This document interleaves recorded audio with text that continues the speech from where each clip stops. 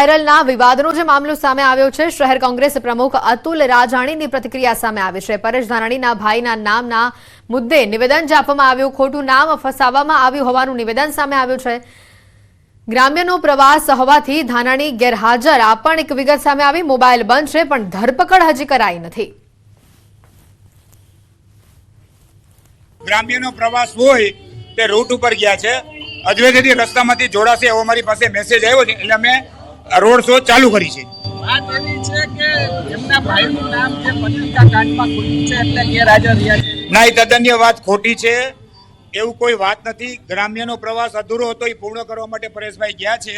અમને એવો મેસેજ આવ્યો છે, અમે રસ્તામાંથી જોડાણ કરશું।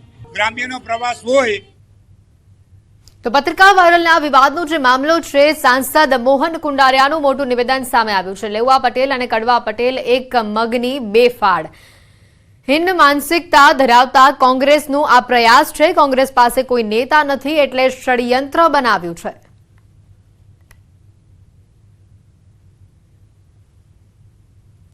આજે પ્રચારનો અંતિમ દિવસ છે, ત્યારે જે છે ભાજપ દ્વારા પણ જોરશોરથી પ્રચાર કરવામાં આવી રહ્યો છે।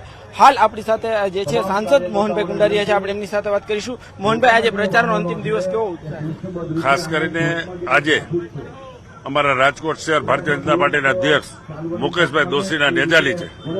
18 વોર્ડની અંદર ઓછામાં ઓછા 300 બાઇકની રેલી બધા વોર્ડની અંદર ફરી 9 વાગ્યાથી 10:30 સુધી 10:30 બધા અહીંયા પધાર્યા છે। અહીંયા અમારા ઉમેદવાર આવવાના છે। પાછી અહીંથી 18 વોર્ડના બાઇકની રેલી પાછી મુખ્ય બજાર ઉપર ફરવાની છે। ખાસ કરીને એક પત્રિકા કાંડ પણ જે છે એ સામે આવી રહ્યું છે, લેવા કડવાનો એક વાદ પણ જે છે કરવામાં આવી રહ્યો છે, શું કહેશો? આ પત્રિકાથી લેવા કરવાનો વાદ નથી થવાનો, એટલા માટે હું કહી શકું કે ગઈકાલે આ પત્રિકા 5 દી થયા પર ગઈકાલે જે સંયુક્ત પાટીદાર સમાજનું સંમેલન મળ્યું હતું, એમાં અમારા રાજકોટના લેવા પાટીદાર સમાજના મોભીઓ, કડવા પાટીદારના મોભીઓ 250 જણા તો સ્ટેજ ઉપર બેઠા હતા। 15,000થી વધારે લોકો ઉપસ્થિત રહ્યા હતા। આના ઉપરથી નક્કી કહી શકાય કે આ બે સમાજ એક મગની બે ફાઇટ છે, આને કોઈ નોખા પાડી શકે એમ નથી। ખાસ કરીને આ નોખા પાડવાનો પ્રયાસ કોના દ્વારા કરવામાં આવી રહ્યો છે, શું કહેશો? એ તો જેની હિન્દ માનસિકતા હોય એવા લોકોનું આ ષડયંત્ર હતું, એના કારણે એને પત્રિકા બહાર પાડી। ને કોંગ્રેસની હંમેશા માનસિકતા રહી છે, લોકો એને વોટ દીએ હોય એની પાસે કોઈ મોભી નથી, એટલા માટે આવા ટૂંકા કરીને કઈ રીતે વધારે મત લઈ શકાય। પણ અત્યારની પ્રજા શાણી, સમજુ અને વિચારશીલ હોવાના કારણે આ પત્રિકાને કોઈએ ધ્યાનમાં લીધી નથી। ચોક્કસથી આ હતા જે છે અહીંના સાંસદ મોહનભાઈ કુંડારિયા, તેમના દ્વારા જે છે ખાસ કરીને કોંગ્રેસ પર ક્યાંક ને ક્યાંક પ્રહાર કરવામાં આવી રહ્યા છે। તેમજ લેવા અને કડવા પટેલ છે તે એક જ મગની બે ફાડ છે, બંને સમાજ એક હોવાની પણ વાત તેમણે કરી છે। હાર્દિક જોશી, ન્યૂઝ 18 ગુજરાતી, રાજકોટ। રાજકોટ પત્રિકા કાંડ અંગે ભાજપની પ્રતિક્રિયા સામે આવી છે। ભાજપ નેતા ધનસુખ ભંડેરીનું નિવેદન સામે આવ્યું છે। કોંગ્રેસ હાર ભાળી ગઈ એટલે આવા પ્રયાસ કરે છે। કોંગ્રેસ વોર્ડ પ્રમુખ સહિત આગેવાનોના નામ પણ સામે આવ્યા। તપાસમાં દૂધનું દૂધ અને પાણીનું પાણી થશે તેવી પણ વાત સામે આવી। પત્રિકાઓ આવા ચૂંટણી ટાઈમે પ્રોપોગંડા ફેલાવવાનું કોંગ્રેસનું વર્ષો જૂનું કારસ્તાન છે, અને આ કૌભાંડકારી કોંગ્રેસ હંમેશા ખુલ્લી પડી ગઈ છે, આ વખતે પણ ખુલ્લી પડી ગઈ, અને એટલા માટે હાર ભાળી ગયેલી કોંગ્રેસ આવા વાહિયાત રીતે પ્રયાસો કરી રહી છે। કોંગ્રેસના જ વોર્ડ પ્રમુખ, કોંગ્રેસના મંત્રી, કોંગ્રેસના આગેવાનો આ પત્રિકા રાત્રે વેચતા એવું સીસીટીવી ફૂટેજમાં આવી ગયું છે। પોલીસ તપાસ થઈ રહી છે, તટસ્થ તપાસ થશે અને દૂધનું દૂધ પાણીનું પાણી થશે, પરંતુ કોંગ્રેસ હાર ભાળી ગઈ છે એટલે આવી રીતે આવા હીન પ્રયાસો કરી રહી છે। તો મતદાન પહેલા બનાસકાંઠા કોંગ્રેસમાં ભંગાણ થયું છે। યુથ કોંગ્રેસ મંત્રી અને બનાસકાંઠા જિલ્લા ઉપપ્રમુખ દિલાવરસિંહ વાઘેલાના કેસરિયા સામે આવ્યા છે। થરાદ પૂર્વ એમએલએ ગુલાબસિંહ રાજપૂતના અંગત ગણાતા દિલાવરસિંહ વાઘેલા ભાજપમાં જોડાયા છે। 2021માં થરાદના પૂર્વ ધારાસભ્યની સાથે 7 દિવસ ભૂખ હડતાલ પર સાથ આપનાર સાથી દિલાવરસિંહ વાઘેલા કોંગ્રેસમાંથી રાજીનામું આપી હવે ભાજપમાં જોડાયા છે। એનએસયુઆઈના પ્રદેશ મંત્રી નરેન્દ્રસિંહ ચૌહાણ ભાજપમાં જોડાયા છે। બનાસકાંઠા સાંસદ પરબતભાઈ પટેલના હાથે તેઓએ કેસરિયા કર્યા।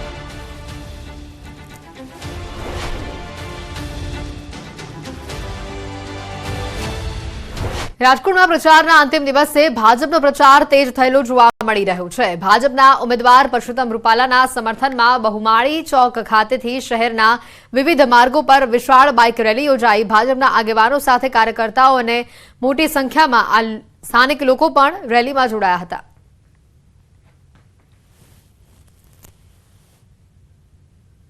આજે પ્રચારનો અંતિમ દિવસ છે ત્યારે ભાજપ દ્વારા જે છે વિશાળ બાઇક રેલીનું પણ આયોજન કરવામાં આવ્યું છે. ખાસ કરીને વાત કરવામાં આવે તો અત્યારે જે છે મોટી સંખ્યામાં જે છે બાઇક ચાલકો જે બાઇક રેલી છે તે નીકળી રહી છે. આપ દ્રશ્યોમાં પણ જોઈ શકો છો કે જે રીતના અહીંયા જે છે વિશાળ બાઇક રેલી છે તે નીકળી રહી છે.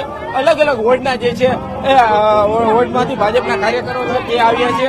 હાલ આપણી સાથે અહીંયા આગેવાન છે. શું કહેશો, આજે એક બાઇક રેલીનું પણ આયોજન કરવામાં આવ્યું છે? ગઈકાલ સાંજથી આખા જિલ્લા અને શહેરની અંદર એટલી મોટી લોકોમાં ઉત્સાહ આવ્યો છે કે રૂપાલા સાહેબ 6 લાખની ઉપરથી લીડથી રાજકોટની સીટ ઉપરથી વિજય બનશે અને ખૂબ કાર્યકર્તામાં ઉત્સાહ. આજે આ વિજય રેલી નીકળી છે એ નો કલ્પના કરી શકો એવી રેલી નીકળી છે. હાલ અહીંયા જે છે એ મહિલા જે છે કેબિનેટ મંત્રી છે. બેન, શું કહેશો, આજે એક વિશાળ બાઇક રેલીનું આયોજન થયું છે? આજે આપણા લોકસભાના ઉમેદવાર પરસોત્તમભાઈ રૂપાલા સાહેબના નેતૃત્વમાં વિશાળ બાઇક રેલીનું રાજકોટમાં આયોજન કરવામાં આવ્યું છે. ખૂબ મોટી સંખ્યામાં કાર્યકર્તાઓ જોડાયા છે અને જંગી લીડથી જીતાડવા માટે સૌ સાથે મળીને મહેનત કરી રહ્યા છે. પ્રચારનો અંતિમ દિવસ છે, કેવો ઉત્સાહ છે? ખૂબ ઉત્સાહ છે, લોકોમાં ખૂબ ઉત્સાહ જોવા મળી રહ્યો છે અને લોકો અહીંયા રેલીમાં ખૂબ મોટી સંખ્યામાં જોડાયા છે. ચોક્કસથી હાલ જે રીતના વાત કરવામાં આવે તો આ બાઇક રેલી છે તે બહુમાળી ચોક ખાતેથી પ્રસ્થાન થઈ રહી છે અને શહેરના જે છે મુખ્ય રાજમાર્ગો પર ફરશે અને કહી શકાય કે જે છે અત્યારે આ બાઇક રેલી છે તે જે છે શહેરના મુખ્ય માર્ગો પર ફરી અને ભાજપના ઉમેદવારોને પ્રચાર આપવા જે મત આપવા માટેની અપીલ પણ કરવામાં આવશે. કેમેરામેન કેવિન નિમાવત સાથે હાર્દિક જોશી, ન્યૂઝ 18 ગુજરાતી, રાજકોટ. સમગ્ર ચૂંટણી દરમિયાન આયોજન પ્રમાણેના જેટલા કાર્યક્રમો કરવાના હતા એ ખૂબ સફળતાપૂર્વક કરવા માટે હું રાજકોટની શહેરની અને જિલ્લાની ટીમને અભિનંદન આપું છું.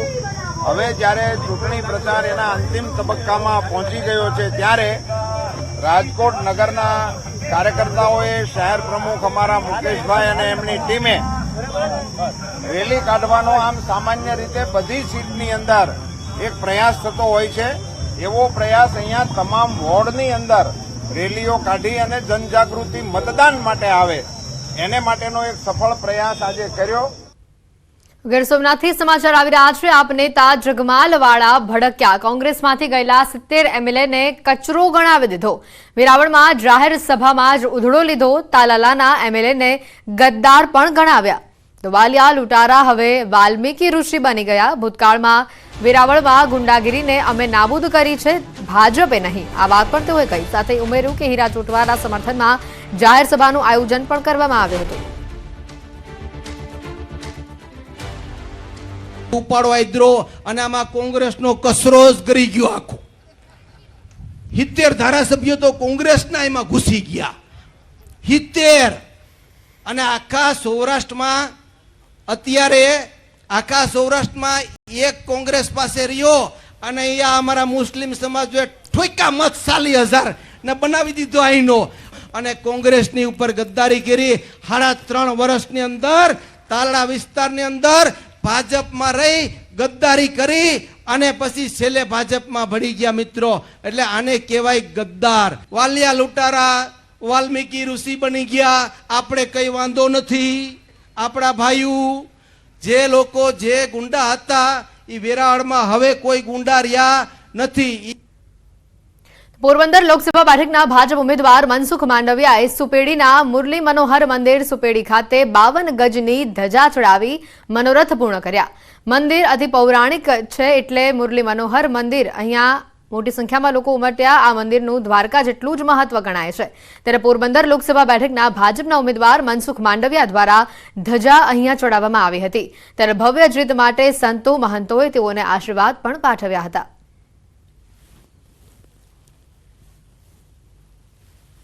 આ દેશ મહાભારત, રામાયણ અને ગીતાનો દેશ છે. આ દેશની અંદર લોકોના કલ્યાણ માટે, પોતાના મોક્ષાર્થ માટે આવા ધર્મસ્થાનોથી અને ઉપદેશકો દ્વારા સમયે સમયે સમાજને માર્ગદર્શન થતું રહે છે. આજનો જે મનોરથ હતો એ પોરબંદર વિસ્તારના મનસુખભાઈ માંડવિયા કે એમના ધજાજી મનોરથ હતો. એ મનોરથ વિશેષ એમના આટલાના સમયનો અભાવ છતાં પ્રભુની કૃપાથી એમનો મનોરથ સરસ મજાનો પરિપૂર્ણ કર્યો આ મંદિરની વિશેષતા એ છે કે રોજ એક નીતિ એક ધજા 52 ગજના ચડે છે. જેમ દ્વારકામાં મનોરથ સિદ્ધ થાય એમ આ મંદિરમાં પણ નાનામાં નાના માણસો મનોરથ પૂર્ણ કરી અને પોતાની મનોકામના પૂર્ણ કરે છે. તો મહેસાણા શહેરમાં ભાજપની વિજય વિશ્વાસ રેલી યોજાઈ. ચૂંટણી પ્રચારના છેલ્લા દિવસે ભાજપની ભવ્ય બાઇક રેલીનું આયોજન સામે આવ્યું. ભાજપના હરિભાઈ પટેલની મહેસાણામાં વિજય વિશ્વાસ રેલી સામે આવી. કેન્દ્રીય મંત્રી રાજ્યવર્ધન રાઠોડ આ રેલીમાં ઉપસ્થિત રહ્યા હતા. મહેસાણાના વિવિધ 27 વિસ્તારથી આ રેલી પસાર થશે. મોટી સંખ્યામાં હરિભાઈ પટેલના સમર્થનમાં કાર્યકર્તાઓ આ બાઇક રેલીમાં જોડાયા હતા. 2 કિલોમીટર લાંબી આ બાઇક રેલી યોજાઈ હતી. મહેસાણા શહેરની અંદર તમામ કાર્યકર્તાઓ ઉમંગ અને ઉત્સાહથી જોડાયા છે અને એક આનંદનું લાગણી અને એક જોશ લાવવા માટે એક આખા મહેસાણા શહેરની અંદર સુંદર વાતાવરણ ઊભું થયું છે. તો કરડિયા રાજપૂત સમાજનું ભાજપને સમર્થન સામે આવ્યું છે. અખબારોના માધ્યમથી હૃદયપૂર્વક ટેકો જાહેર આ પ્રકારની વાત સામે આવી. પીએમ મોદી સાથે ઊભા રહેવા નિર્ધાર કર્યો. જ્ઞાતિ જાતિ ધર્મથી પરે પહેલા આપણે ભારતીય. ભાજપને મત આપવાની પણ અપીલ કરી.